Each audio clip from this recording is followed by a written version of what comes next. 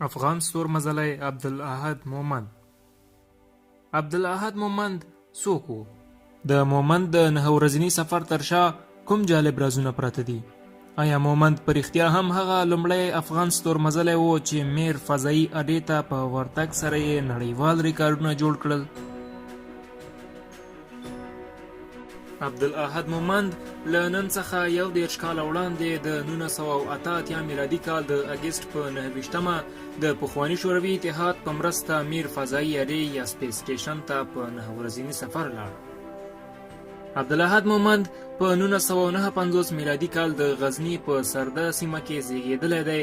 لومړنۍ زده کړې په خپل کلي او منځنۍ زده کړې د اندړو ولسوالۍ په علي حجویري نومي منځني ښوونځي کې ترسره کړي دي.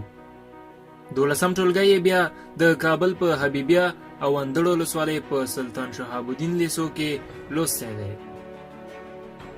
په 1906 میلادي کال کې د کابل په پولی تخنیک پوهنتون کې د 2 کلونو لپاره د ځمکپوهنې یا کشف معدن څانګه ولوستله.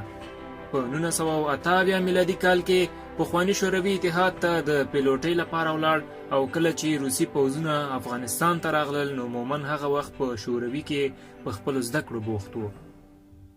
په 1904 میلادي کال کې د زده کړو له بشپړولو وروسته بیرته افغانستان ته راغی او په هوایي ځواکونو کې د جیټ الوتکې یو تکړه پیلوټ شو.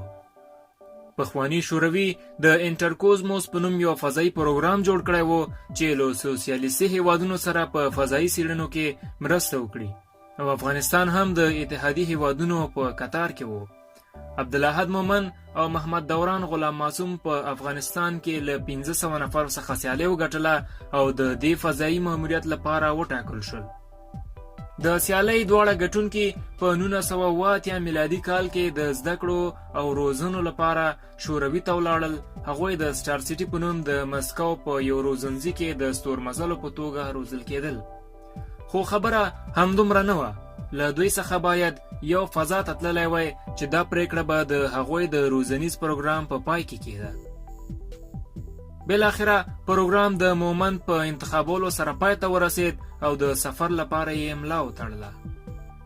د 1988 میلادي کال د اګست 29مه نیټه وه چې عبدالاحد مومند، ولادیمیر لیاخوف او ډاکټر والدي پولیاکوف په قزاقستان کې له بایکونور اډې څخه د مسکو په وخت د سهار 8 بجې او 3 دقیقې د سویوس ټي ام 15 توغندي له لارې میر فضایي تمځای ته روان شول. په 100 دقیقو کې د توغندي سرعت په 1 ثانیه کې 8 کیلومترو ته ورسید او 9 دقیقې وروسته د ځمکې له مدار څخه ووتل او د 2 ورځني سفر په پایله کې هدف ته ورسېدل. که څه هم دا د مومند او ډاکټر پولیاکوف لومړی سفر و، خو د لیاخوف دریم او وروستی سفر و. هدف ته له رسېدو سره سم مومند له نورو ملګرو سره سم په بېلابېلو ساینسي، ستورپوهنیزو، ژوندپوهنیزو او طبي ازمایښتونو کې برخه واخیسته او د سمې نقشې د جوړولو په موخه یې په فضا څخه د افغانستان ګڼ شمېر انځورونه هم واخیستل. میر چې په روسي ژبه کې سوله معنا ورکوي، د شوروي اتحاد یو لاسي سپوږمکۍ وه چې د 1980 او 2001 میلادي کلونو ترمنځ د ځمکې په ټیټ مدار کې په 22900 کیلومتره په ساعت سرعت سره په ځمکه راڅرخېده. په 1961 میلادي کال کې د روسي یوري ګاګرین له لومړي سفر راهیسې د 38 هیوادونو ستورمزلو له فضا څخه لیدنې کړي دي چې افغانستان پکې 20 هیواد دی. یوه اونۍ وروسته مومند او لیاخوف په میر کې له نورو ملګرو سره مخه وکړه او د 1988 میلادي کال د سپټمبر په 4مه نیټه په سویوس ټي ام 15 توغندي کې بیرته ځمکې ته را روان شول.